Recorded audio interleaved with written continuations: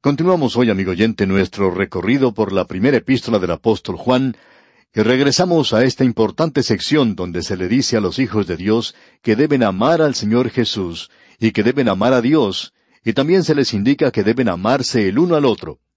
Pero también se les dice, no améis al mundo ni las cosas que están en el mundo. Aquí se hace referencia al sistema mundial y toda su política y cosas como su educación, todo aquello que es impío y sin Dios. Y estamos viviendo en un mundo sin Dios que se encuentra en rebelión contra Dios. La cultura y la civilización contemporánea es anti-Dios, y el Hijo de Dios no debe amar eso. Estamos en el mundo, pero no somos del mundo. Tenemos que movernos en el mundo de los negocios. Muchos de nosotros tenemos que movernos inclusive en el ambiente social, pero no es necesario que seamos parte de ese ambiente social. Juan dice aquí, si alguno ama al mundo, el amor del Padre no está en él. En otras palabras, un hijo de Dios tiene un verdadero conflicto, como bien lo expresó el apóstol Pablo cuando dijo allá en su carta a los Romanos, capítulo 7, versículo 18. Yo sé que en mí, esto es, en mi carne, no mora el bien, porque el querer el bien está en mí, pero no el hacerlo. Él descubrió que no tenía poder en esa nueva naturaleza. Y él dice, lo que yo quiero hacer, lo que la nueva naturaleza quiere hacer, a eso se opone la vieja naturaleza. Y esa vieja naturaleza se aparta y no quiere hacerlo. Así es que se lleva a cabo un verdadero conflicto en el corazón del creyente mientras se encuentra en el mundo con esa vieja naturaleza. Porque esa vieja naturaleza está ajustada a este mundo en el cual vivimos, encaja a manera de engranaje en el programa de este mundo. Ahora, en el versículo 16 de este capítulo 2 de la primera epístola del apóstol Juan leemos, porque todo lo que hay en el mundo, los deseos de la carne, los deseos de los ojos y la vanagloria de la vida, no proviene del Padre, sino del mundo. Note usted, porque todo lo que hay en el mundo. Y hay tres cosas que podemos destacar en el mundo. Los deseos de la carne. Hay tantas cosas que atraen a la carne, y es la misma tentación que Satanás trajo ante Eva, que el árbol era bueno para comer, y si usted tiene hambre, este era un buen lugar para comer. Y una de las cosas que se condena en las Escrituras, por supuesto, es la glotonería y los otros pecados de la carne. En el día de hoy se ha presentado demasiado énfasis en el sexo, en la iglesia y fuera de la iglesia. Todo esto es de la carne, y es algo que creemos es muy obvio en el presente. Es interesante notar que esta es la misma clase de tentación que Satanás presentó al Señor Jesús. Él le dijo al Señor Jesucristo, tú has estado en ayuno por 40 días. Tú tienes hambre porque tú eres hombre lo mismo que eres Dios. Y luego le dice, ¿por qué no cambias estas piedras en pan? Ahora, el Señor podría haberlo hecho. La diferencia entre el Señor Jesucristo y nosotros es que si nosotros pudiéramos cambiar piedras en pan, sospechamos que estaríamos haciendo eso. Pero el Señor Jesús no lo hizo porque Él estaba siendo probado de la misma manera en que usted y yo somos probados. Los deseos de la carne. Y no es que no estemos siendo probados, porque sí lo estamos. Y no hay ningún pecado en ser probados. No hay nada de malo en desear algo al mirar una vidriera y ver alguna comida deliciosa y decir, ¿cómo me gustaría comer todo eso? Pero lo malo está en que uno se convierte en un glotón siempre deseando y tomando esa clase de cosas. Lo mismo se puede aplicar al sexo. Puede aplicarse a cualquier área de la carne. El satisfacer los deseos de la carne. Y luego Juan dice aquí, los deseos de los ojos. Eva vio que ese árbol era bueno para mirar. Satanás le mostró al Señor Jesucristo todos los reinos de este mundo. Amigo oyente, eso era algo muy atractivo. En el día de hoy existe una filosofía impía sin Dios que está tratando de tener control del mundo, y llegará un día cuando el anticristo se levantará. Ya vamos a hablar de esto en este capítulo en particular. Los próximos versículos estarán hablando en cuanto al anticristo. Él viene a gobernar este mundo por Satanás. El mundo en el cual vivimos es un mundo muy atractivo con lo que despliega ante nuestros ojos, con todo su esplendor y elegancia, con toda su gloria humana y todo lo que va vinculado con él.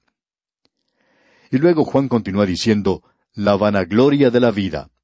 Ahora, ¿qué es la vanagloria de la vida? Bueno, Eva vio que el árbol era bueno para comer, codiciable para alcanzar la sabiduría. Hay muchas personas hoy que se enorgullecen por sus familias y dicen, nosotros descendemos de una familia de mucho renombre o alcurnia.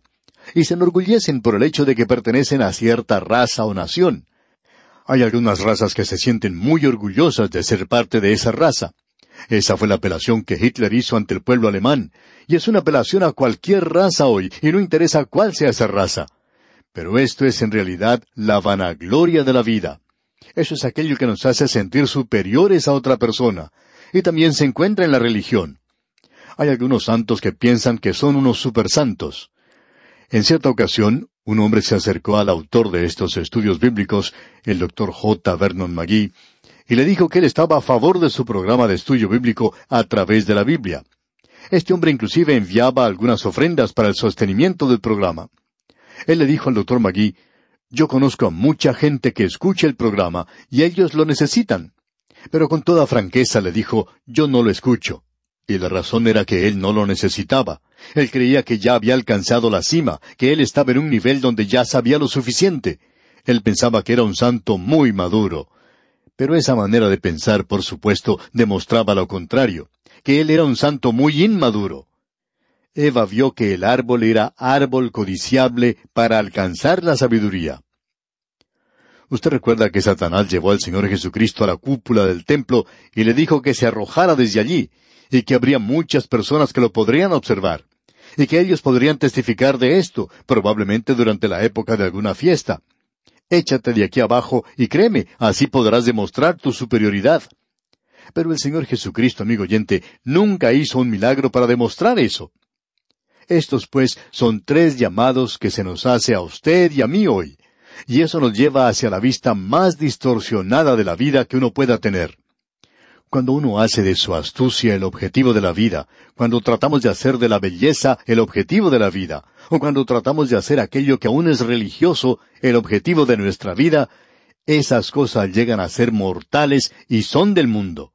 Y se nos dice que no debemos amar estas cosas porque Dios no las ama, y Él va a destruir este sistema mundial.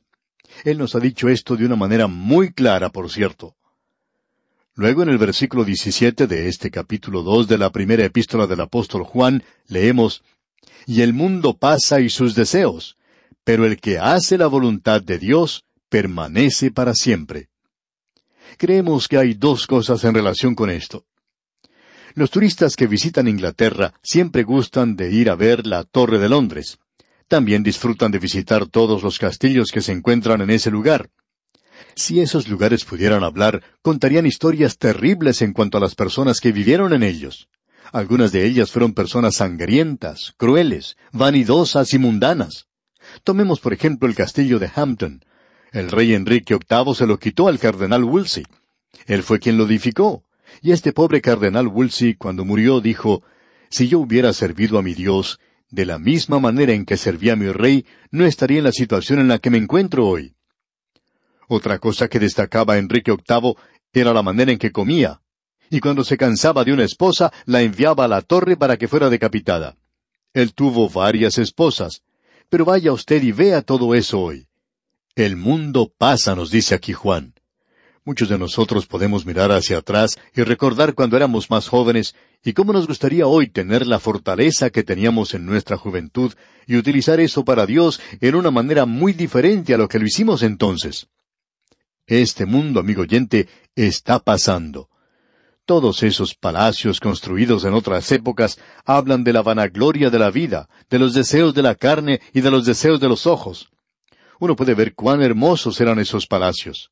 Y amigo oyente, allí hay una gloria que pertenece a todo eso, pero ya ha pasado. Una nación como Inglaterra, que antes era un gran poder mundial, ya no lo es tanto en el presente.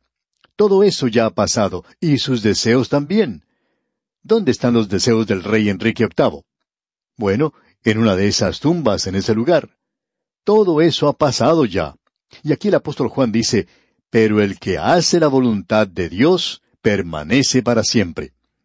¿No le gustaría a usted hacer algo que sea permanente, algo que tenga estabilidad, algo que va a durar mucho tiempo? Esta es una sección tremenda en la que nos encontramos ahora, amigo oyente. Ahora Juan introduce otro tema sensacional. Él dice en el versículo 18 de este capítulo 2 de su primera epístola: «Hijitos, ya es el último tiempo. Y según vosotros oísteis que el anticristo viene, así ahora han surgido muchos anticristos. Por esto conocemos que es el último tiempo. Note usted, hijitos, ya es el último tiempo. Hijitos, aquí tenemos otra vez esta misma expresión. Hijitos, ya es el último tiempo. La palabra que ha sido traducida aquí como hijitos es un poco diferente a la palabra que se traduce como hijitos allá en el versículo 12. Allí es usada como una expresión de afecto. Todos aquellos que han nacido en la familia de Dios, esos pequeñitos que han nacido, esos niñitos, todos esos hijitos. Pero como ya hemos visto, hay diferentes grados de experiencias espirituales y estas experiencias están divididas en tres clases. En la parte superior se encuentran los padres, luego los jóvenes y en tercer lugar los pequeños. Nuevamente Juan está hablando aquí a los pequeñitos. Estos son los más pequeños de la familia. No han crecido todavía. Están pasando a través de este mundo y existe la posibilidad de que ellos estén tropezando con una de estas cosas que causan tropiezo para los creyentes. Y Juan dice ahora, hijitos, ya es el último tiempo. Amigo oyente, usted y yo estamos viviendo en los últimos días en esta tierra. Ya ha durado bastante este último tiempo. Esta es una época cuando Él está llamando a un pueblo para su nombre. Y usted puede decir que en cualquier momento de este período es el tiempo aceptable. Si oyereis hoy su voz, dice la palabra de Dios, si oyereis hoy su voz. ¿Por qué esa urgencia en cuanto a la salvación? Porque quizá no haya un mañana. Quizá ya no estemos en la radio en el día de mañana. Quizá ya nosotros no estemos aquí. De modo que es importante el presentar la palabra de Dios hoy. Es importante que usted escuche la palabra de Dios hoy, ahora mismo. Ahora esto presenta aquí al anticristo. Escuche usted lo que dice el versículo 18 una vez más. Hijitos, ya es el último tiempo, y según vosotros oísteis que el anticristo viene, así ahora han surgido muchos anticristos, por esto conocemos que es el último tiempo. Ahora muchos anticristos han surgido ya, pero aún viene el anticristo. Ahora, ¿qué es lo que quiere decir anticristo? Creemos que esta palabra ha sido muy mal entendida y como resultado, la persona que viene también ha sido mal entendida. Vamos a adelantarnos aquí por unos momentos y observar esto. La palabra anticristo está formada por dos palabras, la preposición anti y luego la palabra Cristo. Es importante ver que anti tiene dos significados. Puede significar contra. Creemos nosotros que anti significa contra. Yo puedo estar anti algo. Bueno, eso quiere decir que estoy contra algo. Pero también anti puede significar en lugar de. Por tanto, esto puede ser un sustituto. Puede ser un sustituto muy bueno o puede ser un subterfugio por algo. Y esto indica en lugar de. Una imitación de indica en lugar de. Así es que nos hacemos la pregunta, ¿es el anticristo un Cristo falso o es un enemigo de Cristo? ¿Dónde está el anticristo en este momento? Bueno, hay varias referencias a esto y solo podemos tratar con esta aquí en la primera epístola del apóstol Juan hoy. Consideraremos otras más adelante en nuestro programa. Ya veremos lo que nos dice, por ejemplo, el versículo 22. Pero aquí veamos nuevamente lo que dice este versículo 18. Hijitos, ya es el último tiempo, y según vosotros oísteis que el anticristo viene, así ahora han surgido muchos anticristos, por esto conocemos que es el último tiempo. Ahora, la única conclusión a la cual podemos arribar de esta declaración es que habrá un anticristo, pero Juan está diciendo que ya en su día había muchos anticristos. ¿Qué es lo que identificaba a un anticristo? Bueno, es alguien que niega la deidad de Cristo, y esa es la definición primaria o primordial del anticristo. Eso es lo que encontramos aquí en la primera epístola del apóstol Juan. Vamos a tomar esto cuando lleguemos al versículo 22. Creemos que podemos adelantarnos un poco y decir que este es el énfasis que se le da aquí, porque usted recordará que el Señor Jesucristo dijo, vendrán muchos en mi nombre diciendo, yo soy el Cristo. Anticristo, en lugar de Cristo, pretendiendo ser el Cristo. Nuestra opinión personal es que habrá dos personas al final de las edades que cumplirán ambas partes mencionadas aquí. Habrá entonces, y las Escrituras lo presentan de esta forma allá en el capítulo 13 de Apocalipsis, y estamos adelantándonos ahora, pero allí tenemos a una bestia que sale del mar, y Satanás es aquel que le llama. Ese es el gobernador político, y él está, por cierto, contra Cristo. Luego existe una segunda bestia que sale de la tierra y que aparece como un cordero, pero que es un lobo con piel de cordero. Él pretende ser Cristo, quien es el Cordero de Dios que quita el pecado del mundo. Este será un líder religioso.